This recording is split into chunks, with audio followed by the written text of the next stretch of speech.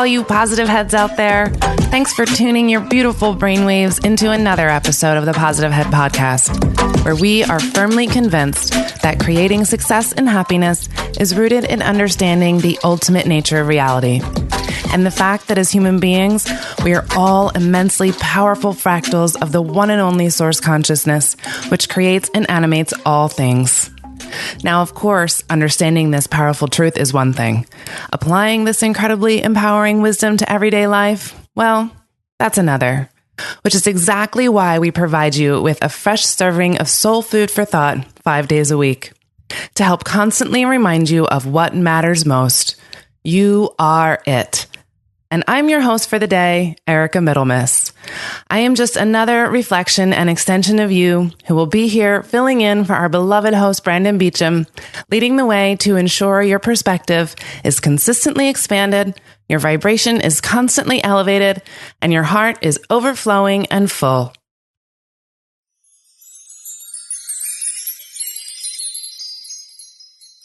All right, all you positive heads, welcome back.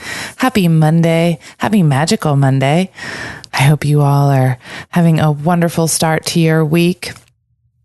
I am certainly happy to be here filling in for Brandon yet again. He is moving this week, moving up to the manor, optimistic manor. Getting all the preparations taken care of for all of the epicness that is about to go down. So if you haven't checked it out yet, you can go to optimistic.tv to see what that's all about. And you can also access it from the positivehead.com website page. So today, what are we going to talk about? So over the weekend, I noticed a question that was posted on the Positive Heads Facebook group, which again, if you're listening and you're not a part of the group, it really is an amazing group with so much support and love and exploration. And it's really neat to see how many people are participating and helping one another. Now, I have to say, I don't have that much time in the day to be able to participate as much as I might like to. When I get to go on Facebook, I probably have just a few minutes to peruse really quickly. So that's typically what happens. And I happened to notice this question, and I thought it would be a really great topic to talk about and address today. And that is the concept of love being the only thing that is real. And we'll get into that in just a minute after I read a review, because y'all know how much we love to get these and how much it helps new people to find us and how super appreciative we are when we get them and how much it fuels Brandon's fire to do this on a daily basis. So I'm going to actually read two today. The first one is from Taylor White 00. Beautiful podcast with 5 stars. I love this illuminating podcast. Thanks, Brandon, for all that you do to contribute to this wonderful life. Thank you, Taylor White. And then the next one is from Beck Huda. I was awakened. The end. That's it. Short and sweet. Thank you, Beck. And thank you, Taylor. Again, we love you and appreciate you so much for taking the time to write those reviews and letting us know how you feel and how the podcast has impacted you. So it's always beautiful to get that reflection back. So thank you again so much. So today, speaking of reflections, we're all reflections of one another, reflections of the light that is the light and the love that is all of us, the love and the light that we were created from and makes us who we are. And also the love that gives us the power to be creators ourselves. So here's the question that I saw on the Facebook page. It was from Hannah, and she said, "Why do I keep seeing and hearing people say that love is the only real emotion?" I'm assuming that an answer to this is pretty complex, but maybe someone could at least get the ball rolling, LOL. It's late at night and I'm deep in thought per usual, but damn, sadness hurts so bad. How is it not real? Well, Hannah, it is real. All those emotions are real. And when we talk about love in this way, we're not necessarily talking about it as love the emotion. So when I think about this, I think about it in the sense that Well, first of all, we're using love here as a homonym, or let's consider love to be a homonym. So a couple different definitions of love. We have love as an emotion. And then we have love as this incredible power, this incredibly powerful force that is creation. This is a love that is deep and whole and unconditional. And we can feel that type of love in this 3D reality. But when we speak of love being the only thing that is real, we're talking about it from this place of a higher dimensional type of perspective, maybe, if you want to look at it that way, because it's helpful, I think, to see this from a dimensional perspective. And we have the ability to think like this because we are multi-dimensional beings. So when we think about love from the grand scheme or from the bigger picture, that is the eternally real. What we are made of, what we come from, and the force behind creation. Love has to be the only thing that is real because it is what we're created from. And so if love creates us, then that is all that we are in the grand scheme of things. But we are in this 3D reality, aren't we? So all of the other emotions besides love, when we talk about love as one of the emotions, which is different than talking about love as this incredible force of creation. So our emotions, including love and jealousy and anger and hatred and sadness, all of those are very, very real. And we came here to experience all of it. We came to experience emotions and limitations. Because on the spirit side, the non-material realm, none of this is possible. Because there is no veil, right? There is no illusory separation that's preventing us from seeing the bigger picture. Over on the spirit side, we see everything clearly. We see through everything. We can see the thoughts and intentions of others. So therefore, because everything is so clear, and you do see and know that everything is made of love, that nothing makes you angry, nothing makes you jealous, because you see things very clearly, and all you know is love. So it is only in this 3D sense that these things can be real. And this 3D world is very limited. The spirit side is the eternal side. This is what carries on lifetimes after lifetimes. That is real. Now, speaking of carrying on for lifetimes, we can carry all of our emotions throughout different lifetimes. We carry this through our memory, in our spirit, and in our consciousness. I had a client one time who had a brother who they had been going through multiple lifetimes over and over with each other. And this brother hated his sister, just absolutely hated her. And they had different lifetimes where he attacked her and she had him thrown in jail and all sorts of things. And they were put together as brother and sister in this life because it was thought by their higher guides and those who help with this process of incarnation. It was thought that in that closeness, in a familial relationship, that he would be able to release his hatred and learn to love in this reality, because he could see it very clearly over there. He wanted to be able to love here. So what happened?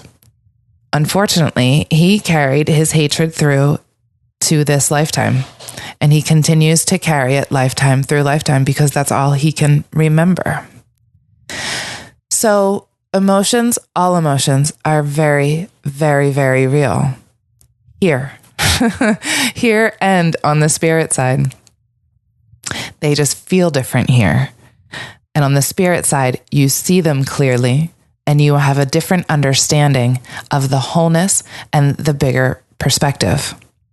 So when we think of dimensions, it's easy maybe to think about this in the layers of an onion, and that we are the small inside, seeing it from only the inside. But then there is layers upon layers outside of us that have a broader and broader perspective. Or another way to think about it is as if in this lifetime we are standing in a maze, and in the other lifetimes it is as if you have a bird's eye perspective of the maze, whereas you're floating above it and you can see all the different directions and twists and turns that you need to make to get where you're going. In this reality, we don't get to see that. We're blinded, we're veiled. And that is all for a purpose.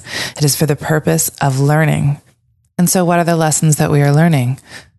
In a nutshell, we're here learning the lessons of love, the lessons of understanding and compassion. And I don't know of any other better way to do that, but to have so much contrast. We experience a ton of contrast here, don't we?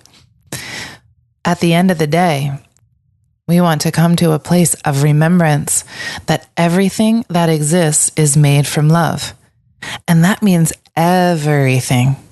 All of those things that trigger you, or that you dislike, or things that you may think are disharmonious, those are made of love too. As hard as that is to swallow, everything.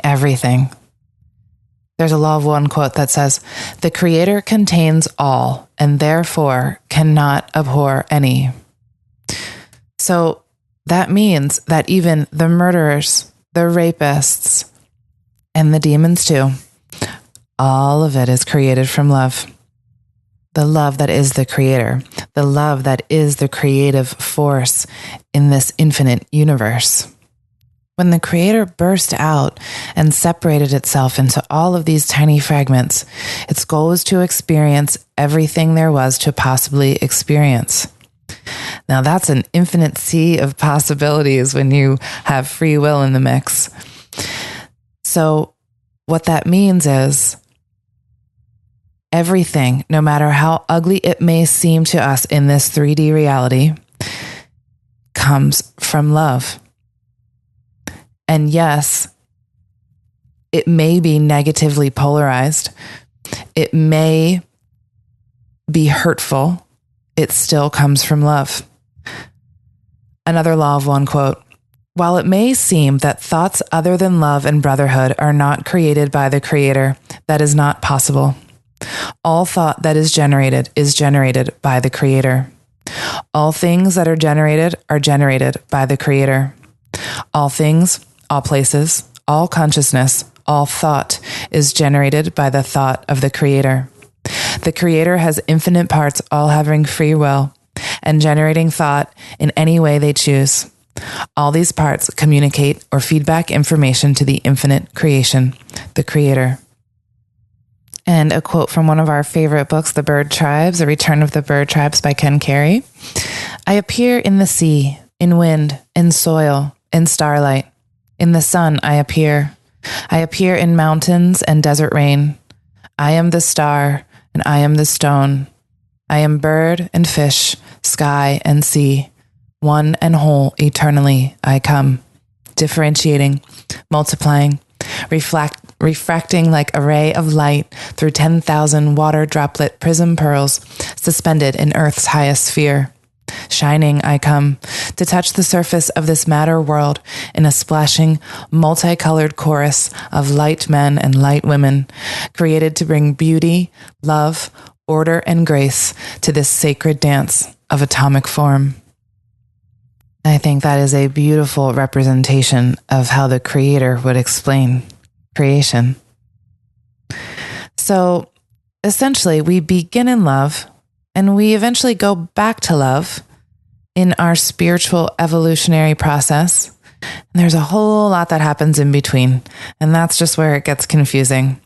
So a big, big part is that remembering where you came from, remembering that you are source. And also remember that the way or one of the ways that you can get to a place of understanding this is by exploring the darkness. Carl Jung said, "One does not become enlightened by imagining figures of light, but by making the darkness conscious." So all of these darker emotions that we experience, or all of the darker aspects of ourself, are those places that help us learn to love more, because these are the places that show us where we need compassion and understanding.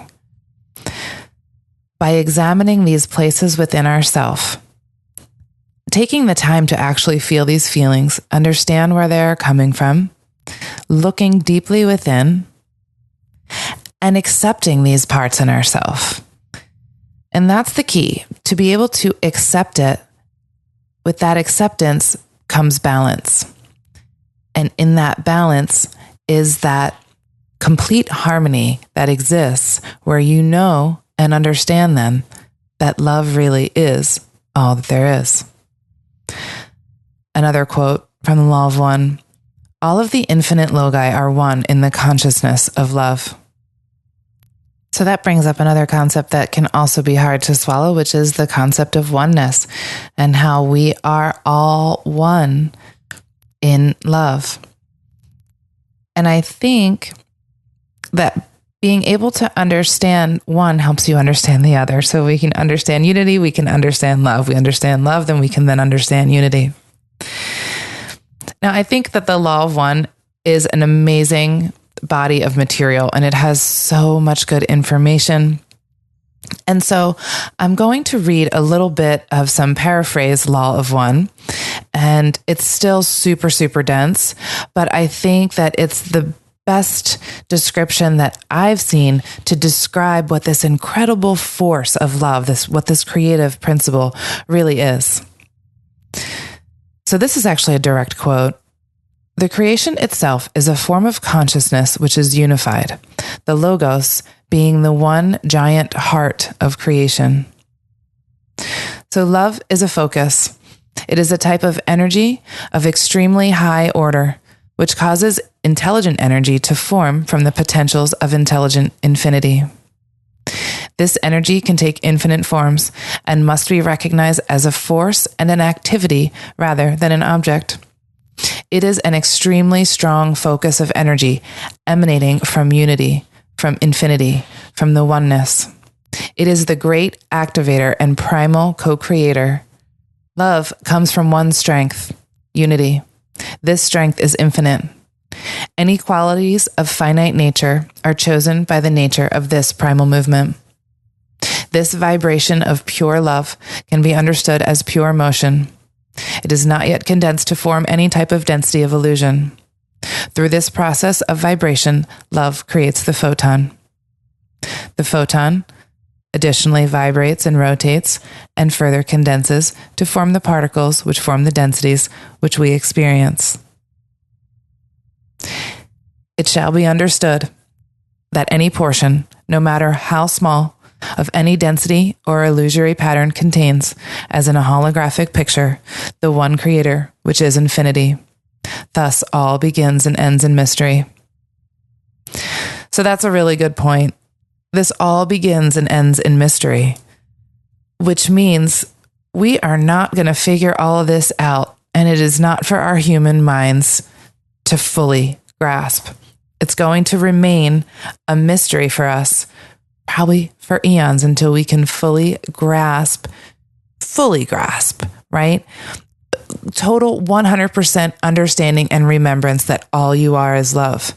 There is so much magic and power in that. Love is our greatest protector, the most powerful force.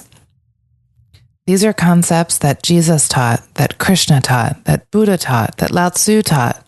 All of these great teachers understood this and tried to teach us. And we're still trying to learn. And it's okay, because it's hard being human. It's really hard being human. So I think we can pat ourselves on the back a little bit for just being able to remember this a little bit, just a little bit. And here's a little bit from Dolores Cannon's book, The Convoluted Universe, Book 2. This was in one of her sessions where the past life was an experience of the goddess Isis. And it was said that love is all there is. Love is what you breathe. It permeates the universes, the cosmos, and love is what everything is created from. Love permeates and supersedes everything else. It transforms and transpirits everything. Love is the most powerful force in the world. If people tell you that the opposite of love is fear, it is not so. Love just is. Love has no opposite. Remember that, dear one. Love has no opposite. Love just is. It is the answer to everything. Everything. We've all heard that before, right? Love is the answer. Now, what was the question? So, at the end of all of this discussion, I think the takeaway really is, what is love? You are love. I am love. We are love. We are one. And in this one, there is only love.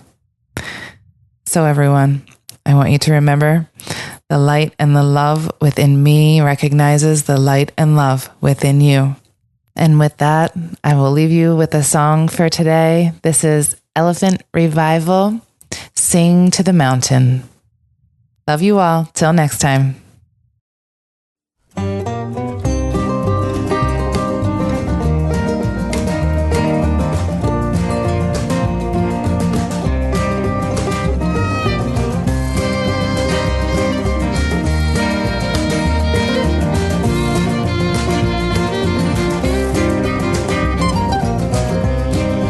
Fires burn tonight. Let the jugs of wine get drunk. Let the truth be known tonight. Don't go let yourself hide. Go and sing to the mountain. Go and sing to the moon. Go and sing to just about everything, 'cause everything is you.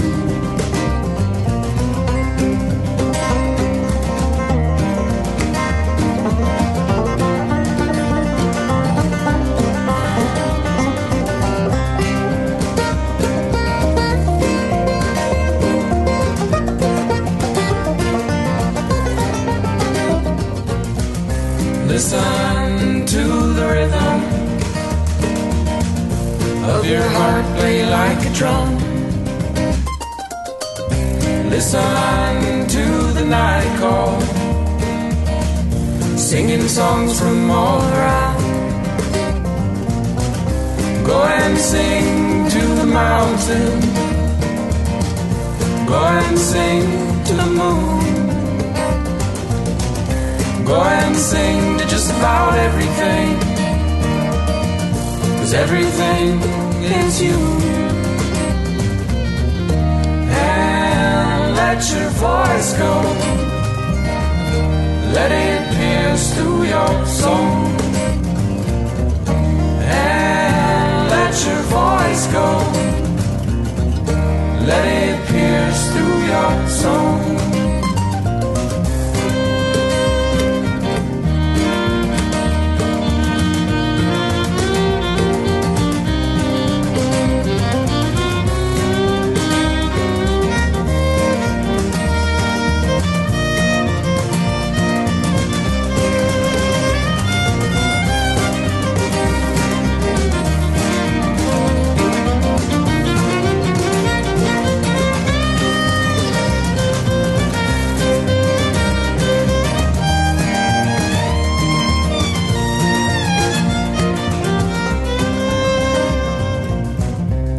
Let the fires burn tonight. Let the jugs of wine get drunk. Let the truth be known tonight. Don't go let yourself hide. Go and sing to the mountain. Go and sing to the moon. Go and sing to just about everything, 'cause everything